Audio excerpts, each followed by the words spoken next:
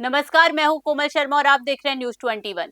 मुरादाबाद के नगर पंचायत भोजपुर में आज रात नमाजे ईशा के बाद रहमते दो आलम कॉन्फ्रेंस का आयोजन किया जाएगा। इस दौरान मदरसा जामिया कादरिया तालीमुल कुरान में 26 बच्चों की दस्तारबंदी की जाएगी। कार्यक्रम को लेकर मुफ्ती खालिद अयूब ने मीडिया से बातचीत में बताया कि इस कॉन्फ्रेंस में विभिन्न मौलाना अपनी तकरीरों के माध्यम से पैगंबर साहब के पैगाम और इंसानियत के रास्तों पर चलने की सीख देंगे। उन्होंने मुस्लिम समाज से अपील की कि वे अपने बच्चों को अच्छी तालीम दिलाए ताकि वे गलत रास्तों से दूर रहे।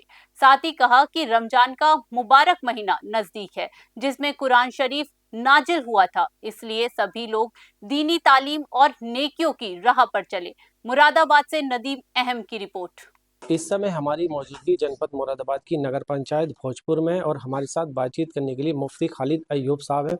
मुफ्ती साहब, आज जो है रहमते दो आलम कॉन्फ्रेंस होने जा रही है, उसको लेकर क्या कहेंगे? जी, मदरसा कादरिया तालीमुल कुरान की सरपरस्ती में जश्न दस्तारबंदी भी है और उसी के साथ रहमत आलम कॉन्फ्रेंस भी है, जिसमें हुज़ूर नबी अकरम सल्लल्लाहु अलैहि वसल्लम के पैगाम में अमन को आम किया जाएगा और आप सल्लल्लाहु अलैहि वसल्लम की जो तालीमात रही हैं पूरी इंसानियत के लिए, खिदमत खल्क़ के लिए, उन पर इंशाअल्लाह जो विद्वान तशरीफ़ ला रहे हैं वो बहुत तफसील से उस पर प्रकाश डालेंगे।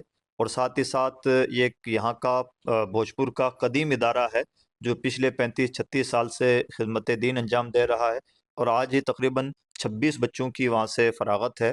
तो उन सब बच्चों को जो हाफिज़ बन रहे हैं, कारी बन रहे हैं, मौलाना बन रहे हैं, उनको दस्तार से भी नवाजा जाएगा और उनका एजाज़ किया जाएगा। रहमतों का महीना जी, रमज़ान नज़दीक है, कौमी मुस्लिम को जो है क्या पैगाम देना चाहिए?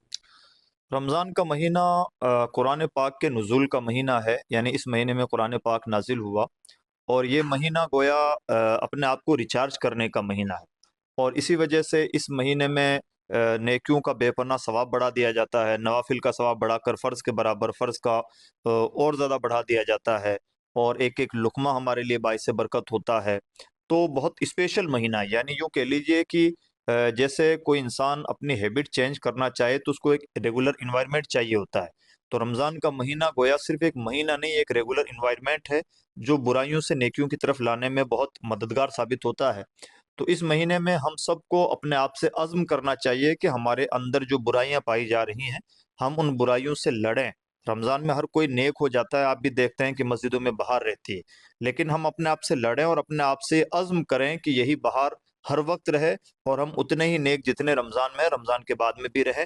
ये पहले से अज़्म करके जब हम पूरा रमज़ान का महीना गुजारते हैं तो उसकी बरकतें पूरे साल हमें नज़र आती हैं। जब मुस्लिम नौजवान जो है आजकल जो है गलत कामों में मुब्तला होते जा रहे हैं, उससे कैसे बचा जा सकता है? देखिए, गलत कामों में से मुराद अगर आपकी नशा वगैरह है या मोबाइल का बेजा इस्तेमाल है या यूं कह लीजिए कि नाजायज़ ताल्लुकात है, तो वो एक सोशल प्रॉब्लम है जो मुस्लिम नौजवानों में भी है और दूसरी कम्युनिटी के नौजवानों में भी है और ये सामाजिक कुरीतियाँ हैं जिनके खिलाफ हम सबको मिलजुल के लड़ना होगा।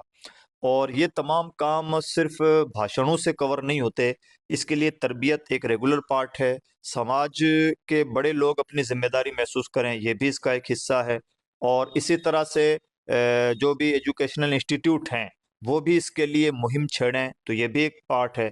यानी हमाजहत हमें एक इनकलाब छेड़ना पड़ेगा, तब जाके इस तरह की कोई तब्दीली आती है और ये सबका मुश्तरका प्रॉब्लम है, तो इसके खिलाफ लड़ाई भी हम सबको लड़नी पड़ेगी। देश में गंगा जमुनी तहजीब बनी रहे, उसको लेकर क्या संदेश रहेगा? वाज़े तौर पर तो मैं ये कहूँगा कि देखिए, भाईचारे को बरकरार रखने में सबसे बड़ा रोल अगर कोई अदा कर सकता है तो पॉलिटिक्स है। तो थ्रू पॉलिटिक्स से बहुत पॉजिटिव मैसेज दिया जाना चाहिए। अगर गवर्नमेंट चाह ले तो ना कहीं दंगे फसाद हों और ना ही समाज में कोई भेदभाव बढ़े। हम मानते हैं कि दूरियां बढ़ जाती हैं, लेकिन अगर गवर्नमेंट सीरियसली ईमानदारी के साथ कवर करना चाहे तो ये प्रॉब्लम चुटकियों का खेल है। ये है सबसे बड़ी सच्चाई। अब वो ये है कि आम सोसाइटी से भी हम गुजारिश करेंगे कि हमारे मुल्क के कल्चर को कभी भी फितना फसाद लड़ाई झगड़ा कभी भी सूट नहीं करता है।